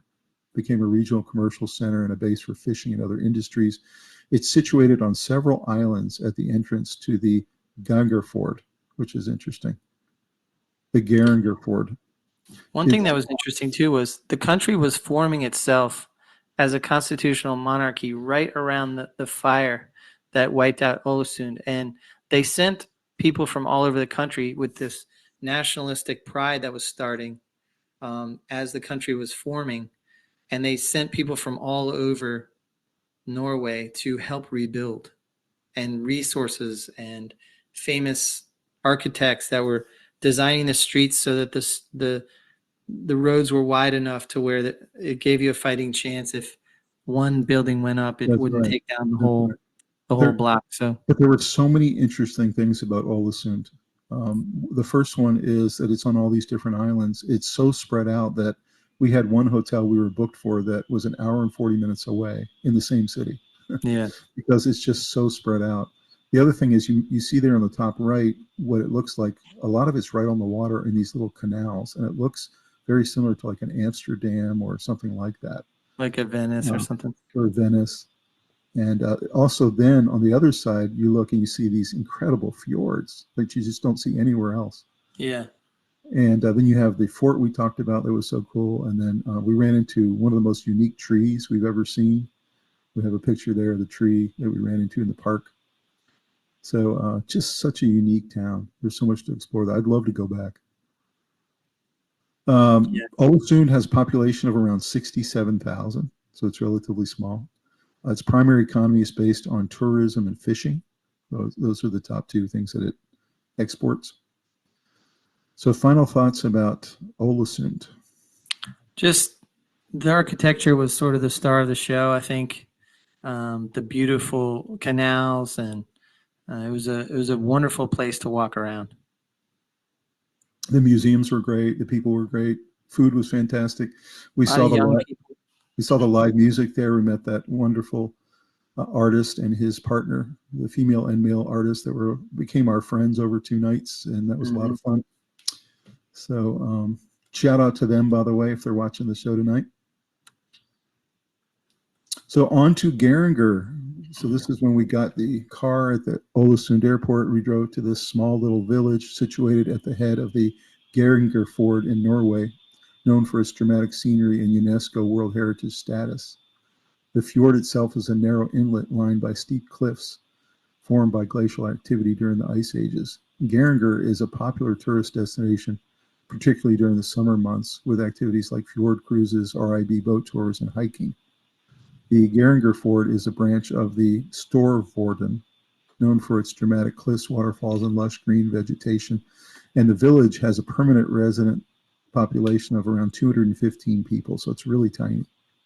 But that increases triple during the summer months to support tourist season. So you see some incredible pictures here of what it looks like in that narrow pass coming in and all the ships coming in. We did that 2 days earlier on the ship, and then, of course, we got there by car on land. You see some great photos Rob took there, including a selfie of himself, and then great picture of the two of us all the way at the top of the peak. And then our really fun e-car. We'll show you some video of that a little bit later. But overall thoughts about Geringer? Well, I had heard in research leading up to our trip that it was the most beautiful place in Norway. And I think it probably was. Just breathtaking views and winding roads through all these different mountains around surrounding the fjords. And it was just a beautiful place. We stayed in a really nice bed and breakfast. And it was spectacular. It was. I can see why it's a huge tourist attraction. But low population, small Yeah. mountain town, you know. And how cool was it going on the e-car up and down these mountains? It's the only way to enjoy those mountains was those cute little zippy e-cars. They were amazing. And I was kind of hesitating at first, but Rob's like, let's do this, man. And I said, all right, let's do it. And man, it was fun. Yeah. I kind of wanted to try everything that was presented to us. So yeah, that's right. That's right. I said yes to a lot of things. And it was just so much fun. It was so fun, but it was also really cool because the little computer in the car would tell you where you were and give you a history lesson of whatever mountain you were on. It was a car tour is what it was. It was a car tour that let you zip in and out of the mountain passes easily. It was the best way to get around those little mountain passes. Right. It was fantastic. Exactly right. So the next day we leave for Lillehammer, which is the little town in Norway, and its main part of its fame is that it's known for hosting the Winter Olympics in 1994. No one had ever heard of it before that. I actually remember those Winter Olympics. They were really great. I enjoyed them a lot. Then they hosted in 2016 the Winter Youth Olympics, which is a pretty cool thing. And then they actually had the World Championships of Skiing in 2020, and then they're going to have them again in 2027. The little town of Lillehammer is located on the shores of Lake Mjøsa, where the Lagan River flows into it and serves as a gateway to one of the really beautiful valleys in Norway. Mm-hmm. The town is a year-round resort with attractions like the Norwegian Olympic Museum and Open Air Museum and some other things that we saw while we were there, including the ski jump, which we'll talk about in a little bit. Surrounding region offers opportunities for hiking, cycling, horseback riding, and all kinds of other things. There's a really famous putt-putt golf course there that we did not get a chance to try, but we wanted to. And one of the things I thought was cool was it had a little beautiful city center where we stayed in the hotel and had lots of shops and cafes and restaurants and bars. And it was really kind of a neat town. Population 28,000. So you see some great photos here. Rob actually took the stairs all the way up to the top, which was very tiring for him. And in the video, you'll see him out of breath. I was exhausted. He also did the wheel bob you see there on the top right, where Rob put on his helmet and he was about to do. It's basically a bobsled. Basically a bobsled yeah, on wheels, and you're going just as fast as a bobsled. that's right. And it's intense. What did that feel like? It was extreme G's. There were two different turns where my helmet was stuck to the ground. Wow. Yeah. It's amazing. And it was constantly, my head was banging against the cage. So it was really, those turns were really, really forceful. So you couldn't really do it without a helmet. You'd actually hurt yourself. Oh, no. My helmet hit the cage almost every turn. Yeah. Yeah, I actually did the real bobsled run in Park City, Utah, and it was the same thing. My head was just being whipped around. My neck hurt for like 3 or 4 days after that. So yeah, it was awesome. Yeah. You see a picture there of Robbie and me at the Olympic Museum there in Lillehammer. That was a pretty cool museum. And then a really funny picture there of Rob at the bottom of the ski jump doing his funny pose on 2 skis. Yeah, I was looking off to the right. And then a picture of Rob with a troll. And we took multiple pictures of Rob with a troll through the whole trip. But talk a little bit about the troll culture, why it's so important to Norwegians. Well, I think it started well before it became a Christian country. But there are trolls in every city, especially along the a lot of the hikes. You'll see them in the woods and stuff. I think there's a whole lore of the trolls and how they're magical and all this other stuff. It's pretty cool.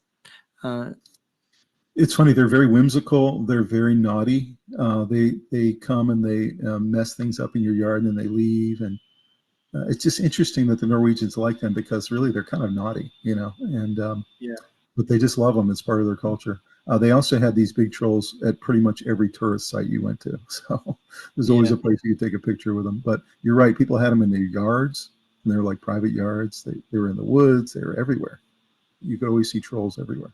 So I wanted to show you guys my little buddy that I got on the trip. He was my little troll Santa that I was taking in a lot of places in my backpack.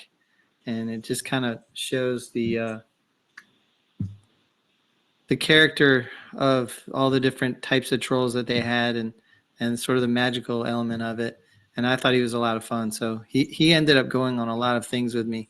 And he was so much fun. I enjoyed it. And his name is Lars. His name is Lars. Talk about how you call them Lars and why. Tell about that. His name is Lars because we had a really cool bartender on the ship who was named Lars. And I talked to him a bunch of times. And I just liked that name.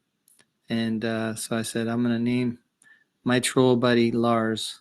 And one of your favorite drummers is Lars from Metallica. So. Lars from Metallica, yeah. Let's talk about the Northern Lights in Norway. This is not something we built into our trip, but it is something you can build into your trip. You must see the Northern Lights from northern Norway in the summer months. And of course, we didn't go far enough north to see them. They can be seen anywhere in Norway between November and February. So if you want to see them anywhere in Norway, including southern Norway, you'd have to go in the winter months. And then this is some advice we gave on our Iceland podcast 2 years ago, and something we did not follow the advice for, and that is do the excursion to go see the Northern Lights early in your trip, because sometimes you just don't see them, and it gives you a chance a couple days later to go a second time and try to see if you can see them again. So any thoughts about that advice we gave 2 years ago that we should have followed? I pushed hard for it, and I got outvoted. So, uh, I think Northern Lights just happen, and you don't have a lot of control over that. And I mean, we've been watching them this year here in the United States. So Yeah, we they saw can them here in just, Charlotte. it's random. Yeah. It's very Mhm. random. Yeah, they're really cool. So build this into your trip. Try to do it early. Give yourself a chance to see it later in your trip if you don't see them the first time you go looking. So Yeah, always go early if you can so that it gives you another opportunity. And a lot of these companies have refund policies where they won't refund you, but they'll let you go free again. So as that's long right. as you have time in your trip and you can work that out, make sure you build your trip in such a way that you can take advantage of that. And of course, we weren't able to go again because we went the night before we were leaving on the airplane to go home. So we didn't give ourselves a chance. So we should have listened to Rob. So some of the most stunning photos we've ever taken and ever seen. This is just a sampling of some of the ones that were taken that were done mostly by Rob's camera.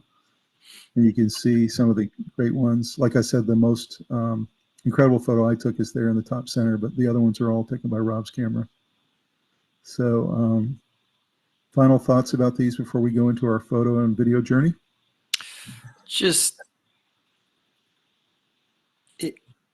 it's something that when you see it yourself, you'll realize that seeing pictures of it didn't quite do it justice, even though, okay, you're told that, but the magnitude of it, the amount of unbelievable fjords scenery is it's incredible. I mean, all the finger fjords into like watching it on a ship is the way to go because it takes you from breathtaking view to breathtaking view, and you start to understand that this is a very special place.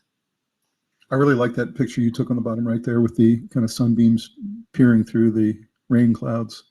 That's a really cool photo there. Well, let's go ahead and dive into the photo and video journey. We posted this a couple of days ago as a preview for this podcast tonight for you guys to enjoy, and we're going to watch a little bit of it. We won't get all the way through it, but we are going to watch some of it, and Robbie's going to tell me when he wants me to pause if he makes a comment or vice versa. So let's go ahead and jump in. Let's do it. Hey, Tom and Rob here. We're at the Charlotte airport. We are on our way to Norway, headed to Munich first. How you doing, Robbie? You excited? Great, yeah. We're going to stop in Munich and have a bit of a layover. Probably hear from us again from there. And we will be rolling to Oslo right after that. We have an amazing trip planned, and we're going to take you guys on the tour with us all the way through it. Have a good one. See you soon. Oh, Rob sacked out. That picture in there of me. But you could see, I highly recommend have the pillow and the eyewear. All right, well, we made it to Munich. It's interesting you say that because I didn't have the eyewear and you did. And that, I think, was a big deal. It was huge. Also, make sure that you have something along the lines of this kind of a adapter. Yes. It came in super handy. And they have very good internet throughout the whole country. I was shocked that I was getting great reception in the middle of the fjords. Right. And you want to arrange with not only your bank before you leave, but also your internet company. Make sure you get your international travel. I think it's $12 a day or something like that. And you can have full access to texting, phone, everything. And those are a couple of suggestions. Absolutely. We are here. This is our big 6-hour stop, and then we are on to Norway. So, Robbie, how's it going so far? It's going well. Good flight. Lufthansa did an awesome job. Food was really good on there, surprisingly. And what was cool is we got here to this airport in Munich, and they have a really cool lounge area where I actually got to lay down and sleep for an hour and a half, 2 hours. Yeah, they have these things called sleep pods, which are a really great idea. Yeah, they have pods, and then outside the pods, they have an area where they have just like loungers, and everyone just lines up and sleeps next to each other. It's pretty cool. And I got some good sleep, so I feel refreshed. Yeah, I'm glad he did. I really didn't. I got about maybe 2 or 3 hours, so running on fumes. But we got on the plane now to go to Norway, so here we go. Here we go. Man, beer's so good. 1489, a local Norwegian beer. Tommy, what do you think? Have you had it yet? It's amazing. You I'm know about what? to have my first I just sip. had a sip. It was really good. Excellent. Yes, let's go. Wheat smoothies. Let's go. One thing that was interesting was that I had heard that Norwegians don't like people wearing high heels and fancy dress. But what I found was they were very well dressed people. In So Oslo. In Oslo. well, everywhere people were Yeah. pretty formally dressed, and I was surprised at the formal attire they were wearing, and also having been warned that they don't like name brand things and lots of sort of snobby dress from foreigners. So that was something that was interesting. Was I always felt underdressed a little bit. Yeah, agreed. Oh, it's a European city. Europe's much more formal than the United States is. I know, but I was told that they don't like when people are wearing high heels and very fancy outfits, but they were all dressed to the nines at all times, and it was pretty wild. Other than when they were running or biking. Right, when they weren't doing athletic gear. Yeah, even their rain gear was kind of formal. It's interesting. Yeah. So this was first night we ate down on the water. It was gorgeous. All right, we're doing our wrap up for day one. Norway, unbelievable. Oslo is so beautiful. We just had dinner down on the water and we walked back along the beach, and it was just amazing. What'd you think, Robbie? Dinner was off the chain. We got the mixed grill, all these different grilled meats, and a delicious local beer. Was it $14.98? Mm-hmm. And the walk back was beautiful, and it was really cool. Tell what some of the meats were. We had some real exotic meats Yeah, here. we had lamb chops, grilled lamb chops. We had grilled deer. We had entrecôte steak, and we had Italian sausage.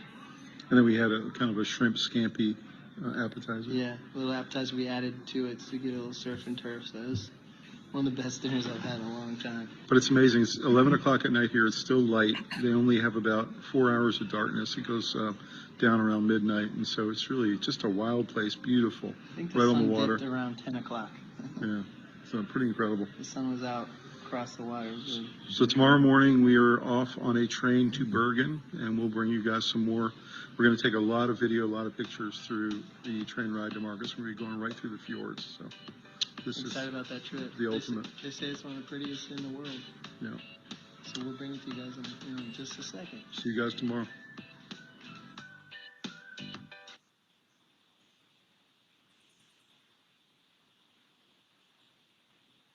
What'd you think of that train station? Very nice. Nice. Very nice. Everything was clean, super clean city, super clean country. Everywhere we went, trash was picked up. It was kind of what I expected, which I had very high hopes, and it reached them. So It's a little bit like Switzerland, right? I mean, Switzerland. yeah, it felt kind of like Switzerland in its cleanliness. Yeah. You can literally eat off the streets. So these first couple of photos were the first half of the trip, and it was nice, but like Rob said, it really opened up.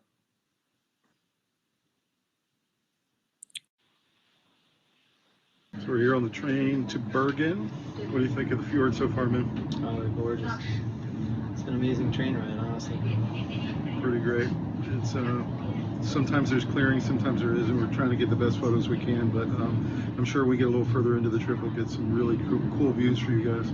Yeah. It's gonna be an awesome long day of fjords on both sides. There's the train. All right, coming to you guys a little later.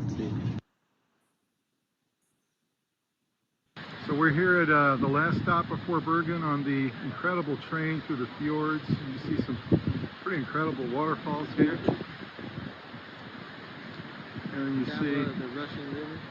all the snow on the mountains here. Robbie, what do you think, man? It's gorgeous. Did I find myself in Switzerland all of a sudden? Yeah. Pretty incredible, right? Beautiful place, yeah. It's Kind of interesting. wild. The train ride started out kind of pedestrian. Lots of trees, lots of tree cover. And then when we broke out of that, it became some of the most beautiful scenery I've seen. It feels more like Iceland a little bit in some ways. It really had that vibe. Yeah. So it's really, really beautiful out here. You know, it's interesting. That was the only day we really had some wind. Standing outside of that train, it got a little windy, a little breezy, but that was a big difference from Iceland to Norway. We didn't Well, have nearly the wind. it was really windy at the lighthouse. Yeah, quite a bit. It's true. Yeah, But overall, we didn't have near the wind we had in Iceland, which was just That's cutting right. through every day. that's right. Mhm. I think that all those mountains around the fjords are very much blockers of that wind. Yeah, agreed. Really beautiful up there. It was raining, but it just Robbie, didn't first matter. reaction to Bergen from up above. I had a wow moment, that's for sure. Pretty incredible, isn't it? You see postcards, but you're Look at not this. quite ready. My Unbelievable. goodness. I still can't believe it. Fjords everywhere. Yeah. Tips. It's such a cool little city. Beautiful little city down below. We're going to hike the whole thing all the way down.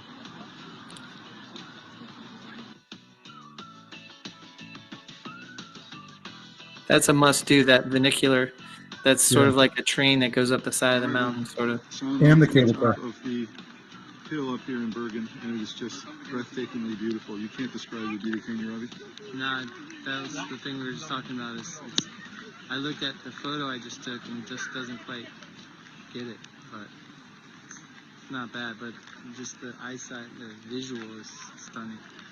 It's very stunning. Incredible, as you'll see here. Obviously, you want to take your backpack and have in there your water rain jacket shell. This is what the hike down was like. Yeah, it took We're us cool. an hour and a half, maybe. Yeah, it's about 3 miles. There's the vernacular. Yeah. There's Rob On the doing the way slide. down, we saw that slide, so we decided to go on it, and it was a long slide. It was really nice. Would you consider it like an adult slide, basically? Yeah, it was like an adult slide. It went really fast, and Yeah, it was a it was fun. thrilling slide. Like, it was really cool. Think of all the ways we traveled on this trip, all the different ways we traveled, all the different thrills we did, especially Yeah. you. Yeah, I got to say yes to a lot of things, and it was fun. Those winding roads up there at the top of Bergen were really cool, above the city.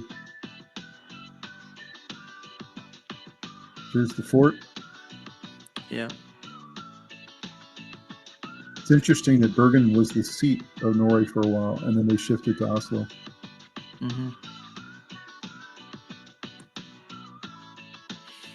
Also, that the cannons were pointed back towards Briggen and not out towards Right. the ocean.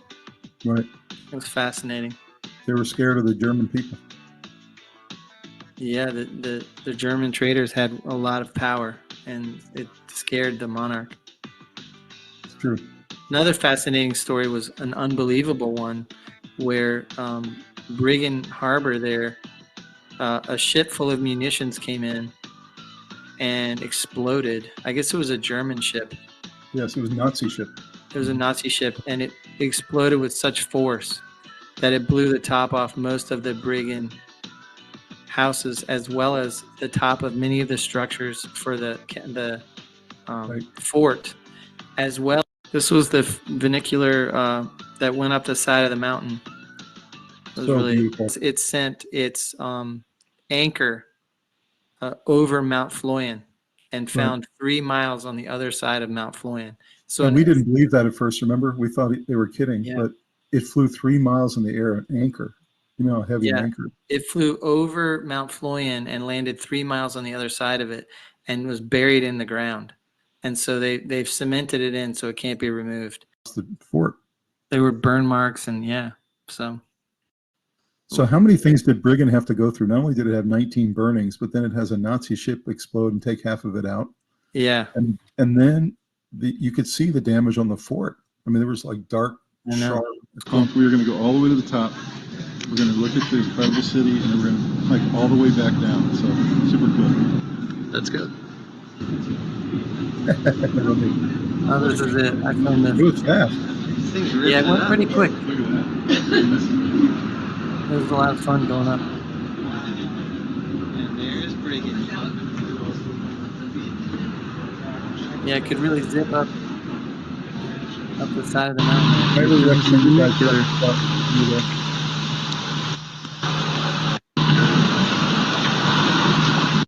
Pretty incredible. We're about halfway down the mountain now, and it's just an absolutely stunning view. We're still in the middle of the rain, but it just doesn't matter. It's so beautiful up here. It's an amazing walk down, and as you can see, there's these stunning views that just happen all of a sudden. Yeah, this was a little bit out of the city, going up the tallest mountain up here. Rob wanted to do the zip line up there, but couldn't do it. Yeah, the weather was pretty bad, so I kind of changed my mind. Didn't really want to do it in that rain. It wasn't going to be as fun. And you can see it was also windy up there at the tunnel.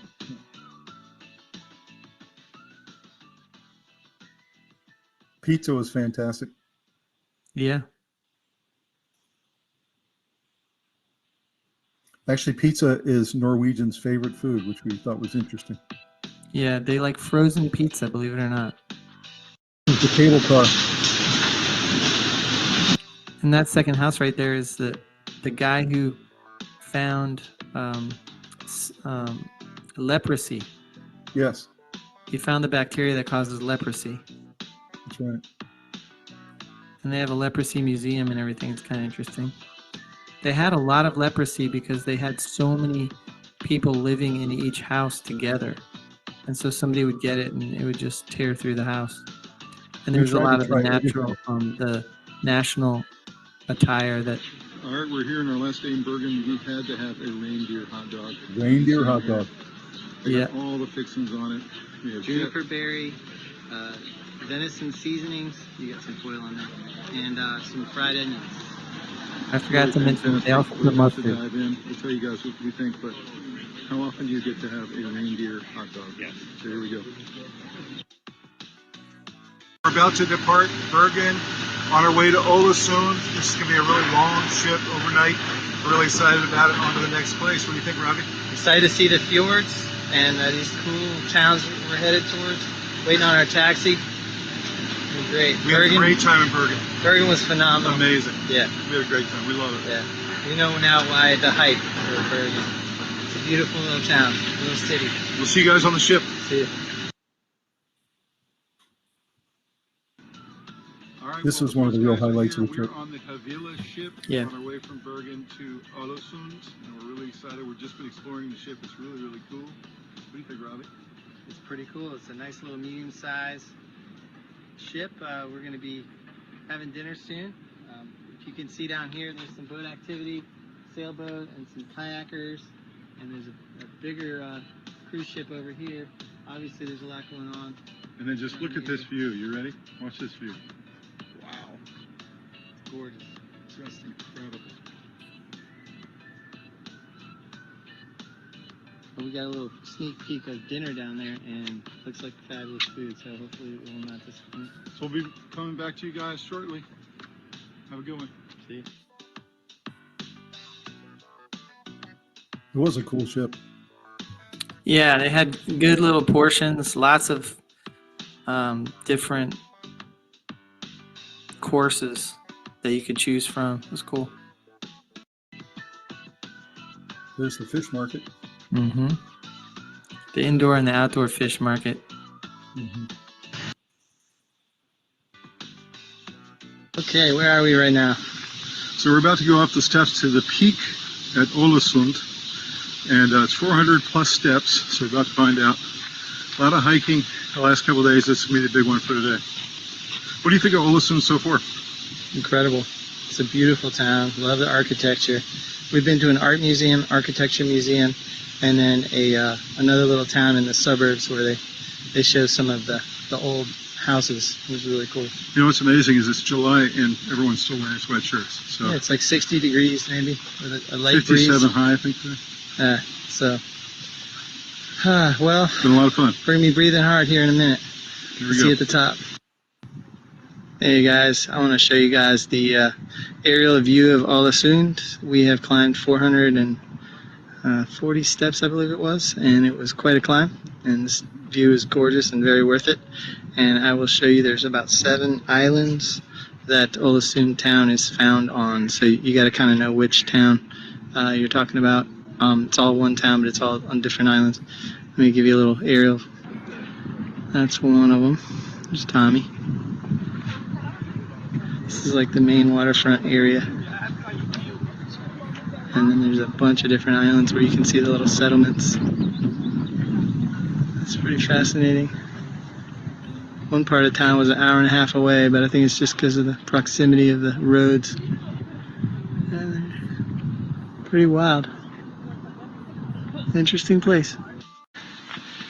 What do you think of this climb? I was struggling. You gotta want it. You gotta want it. Can't wait to see it though. Well, what a day in Ålesund. It's been unbelievable. So beautiful here. We cannot believe how cool a city this is. What do you think, Robbie? We don't want to leave. Just awesome. We've been hiking, we've been to museums today, we've walked all over the city. Now we're walking out to a lighthouse that Rob identified off of the ship. So let's let him show you. Got some cool, this is like the harbor area. And you can see across there, there's all these really beautiful buildings. The architecture here is fascinating. And you can see up there is where we hiked today, where we videoed from there. You see Yeah, all there? that hilltop we did up there. And that was a lot of steps. And this is the harbor area. And then we're headed towards that little lighthouse, which is very small in comparison to a normal lighthouse, but a lot taller than a person.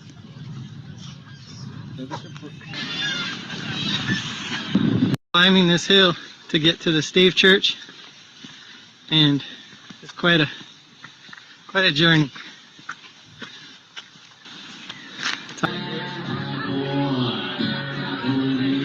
These are our times to stay 2 nights in a row. Yeah. If you're watching, hello guys. They're a lot of fun. Yeah, they were fun. They were It cool. was great music and great beer and great friendship. So now Everyone had a great time. All right, we're here Yeah. at the Ålesund Lighthouse. It is just absolutely gorgeous out here.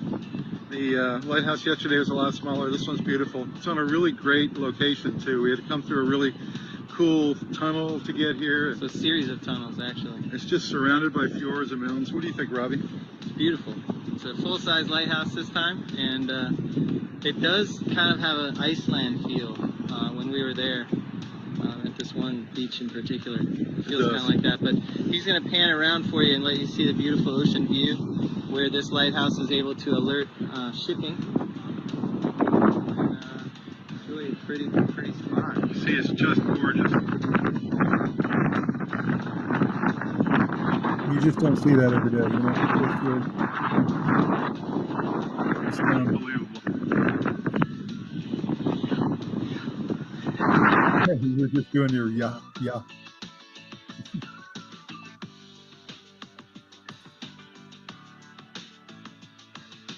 I think you've got that down, buddy.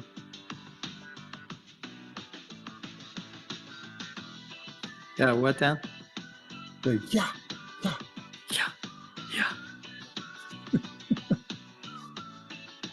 They do it all the time. But I we love it. decided that it's yes, but it's extra yes. It's like breathe in. Really tight space. Yeah. And let me show you that. Tommy, what do you think, man?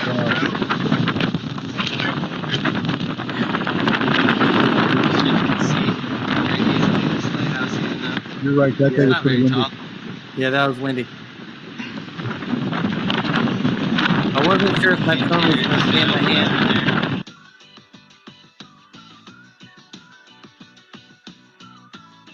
Yeah, there you are with your gnome. Yeah. They're all kind of scattered. They're amazing. Definitely one of my favorite spots on the trip. All right, so Yeah. we're signing off for now. Beautiful. We're heading into Geringer now. Yeah. See the Snow Peak Mountains there. It was a beautiful place. Snow-capped mountains. The drive was nice Sports too. Guyz here. We are in Geringer. What an unbelievable view we have here. We're up on the very highest peak, And we had a long trip here. Rob did great driving through the mountains. We had all the twisty roads. So Robbie, what do you think of Geiranger so far? Oh, it's beautiful. They said it was the most beautiful place in Norway, and I think it has a legitimate claim to that. Yeah, it's really pretty amazing. Beautiful, carved out in the mountains. We basically came straight to the top of the peak, and now we're going to go down and check out the town. So let's show you a little bit of what we're seeing here.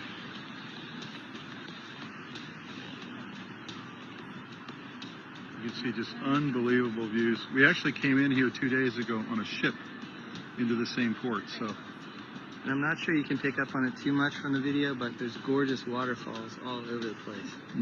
Up there, over there. ready to roll. Here we go. This is our e-mobile tour. Here we go. We start. Pretty pumped to try one of Man, these this things. is fun. Let's see how this goes. Tommy's got my little Santa troll. This is my car right here. And getting in. Okay. It's such a blast, wasn't it? Pretty cool. All right, we'll film from the top. I'll see you soon. Hey, we are rolling. I'm going to show you in a second. There's Tommy right behind me. You see him? There he is. Okay. All right, I'm going to flip these views. Whoa. All right, let's see what this thing can do. Tommy, what do you think? Incredible. Are we having fun with These our are so much walkie-talkies? fun. We want to get one of these back at Birkdale and Raleigh. Yeah, let's do it. This is a blast, and we're talking on the walkies. It's literally the Tommy, only come way in. to see this area. It's great. Yeah, cool. See you soon. So right now we're riding up the mountain in one of these little e-mobility bikes. A lot of fun. We're going all the way to the top. There's Robbie right ahead of me. You see him there? We're doing one of those bucket list items, riding an e-mobile bike all the way up a Norwegian mountain. It has How people about that? tying themselves in knots with ammunition. You can hear the lady who It was talks built in before. 1882 to gain height and traverse obstacles in the terrain when the Geiranger Road was built. This beautiful Did you learn quite a bit from her listening to her? Yeah. Oh, yeah. I thought she was interesting. You know, even though She was a- very interesting little tour guide. Yeah, I thought so too. What a great way to see the mountains there.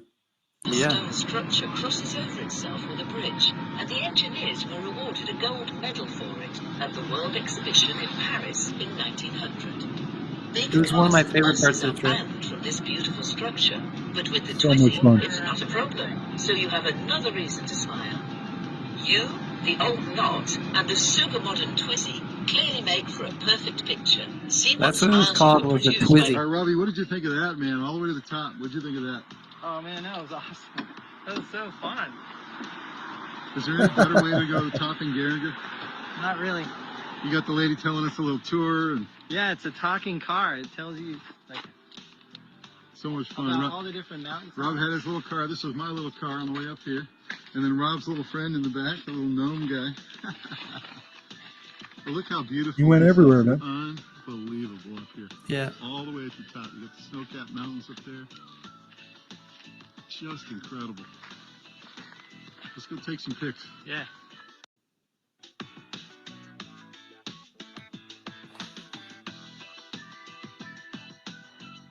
Here comes the wheel bob.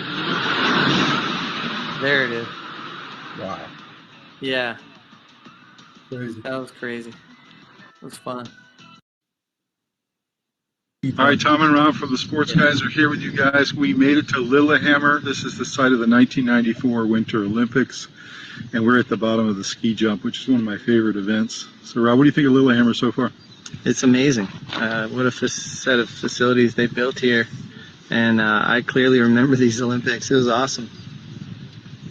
It was so much fun. The equipment, I mean, you get chills a little bit, you know what I mean? It's just incredible. We're standing at the bottom of this. It's a really cool event. And we saw a couple other facilities coming in. We saw the oval for ice skating. We saw the one for speed skating. We actually just did the wheel bob. Rob and Jake did that, and it was fun. And So basically bobsled yeah. run. So we're going to just explore the town. It's a really cool place, and Olympics were here, so it gives it a special feel. Hey guys, I'm at the top of the Lillehammer Love it. ski jump. As you can see, here's a little area where they the skiers come out of, and they go straight out and down there. It's pretty awesome. Man, a little out of breath. There's a lot of stairs. It's fun though. See you. Guys, here we made it to Oslo, and we are at the ski jump, and Rob's about to try the zip line all the way down. It's going to feel like a ski jumper. It's going to be really cool. Yesterday, of course, he did some really cool stuff, including the wheel bob, but today's the ski jump. So, It's gonna be wild. you excited about this, Robbie? I'm excited. Hopefully the footage comes out good. Glad to be in Oslo. Yeah, it's nice. It's a nice city. You Glad got- we're getting some more time. You guys get to see a little bit of it because he's also going to take his GoPro, which is there on his wrist. So we're going to see some really cool footage of it. Here we go. Yeah, baby. Woo! It's not like Vegas. Oh man.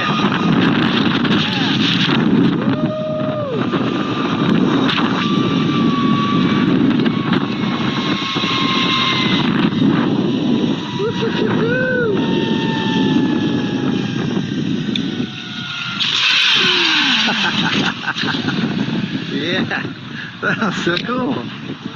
Awesome. Okay, here we go. Halfway done there. Let's Here goes Robbie. Perfect. And Yeah. just lean your head a little bit to the side because Which of side? There, perfect. Oh, this side. Okay. Okay. In 3, 2, 1. Woohoo! All right, here we go. Here's know what's Rob at interesting the about zip that? line Live view of ski it. jump. Here we go. Look at this. Robbie. Yeah. Look at that. You know what's interesting was she said you can hang on to the handles if you want. But I remember thinking my GoPro is not going to film very well. She said it's okay to let go of the handles. You might spin a little though. And that's what I did. But as I was getting on towards the end, I had spun facing up the hill a little bit. I reached back up and pulled myself back around so I could engage the brakes towards the bottom. Right. It was a pretty fun way to do that ride. That is cool. Well, that's a great way to end the podcast, I think. Gives you guys a really good sense for the trip. We gave you the history of Norway. We showed you our trip. We talked about every single city we went to, all the incredible sites. You saw some of our photos, our videos. And I can't recommend enough the country of Norway as a place to go. So final Yes. thoughts, Robbie? We got to see the most gorgeous fjords I've ever seen in my life, comparable only to like Switzerland and Icelandic views that I've ever seen. We got to go to museums, see the art, the culture, the architecture, amazing food, and we really got to talk to a lot of people and get a sense of kind of how their day is on a daily basis. We got to see how active they are, how young it seemed like the population was. And they really have sort of a joy of life that doesn't necessarily come across in their conversations because they're very quiet people. So just take all that in and go enjoy this country. It's an incredible experience, an amazing place. I'd love to go back, but we got to save up a little because it's not cheap. We had so much fun. I mean, this trip, along with Iceland, Orlando last year, I mean, during the entire length of the podcast that we've been bringing you guys these trips, we really enjoy it. We actually think about you guys on the trip, about how to present it, how to take photos and videos so that it can actually be a podcast when we get back. So hopefully you guys see that we really try to prepare. We really try to take you on the journey with us, and tried the chocolates. We tried every kind of food, every beer you could possibly drink. And I think we wrung everything we could in 10 days out of Norway. Yep, we tried this hot chocolate that has this brown cheese over top of it. Mm-hmm. Those are the kinds of things that we had to say yes Delicious. to. Reindeer hot dogs, all kinds of unusual things. There's more to do. We never had whale. There's different foods that we weren't able to try, but We didn't get to see a moose except for a stuffed one.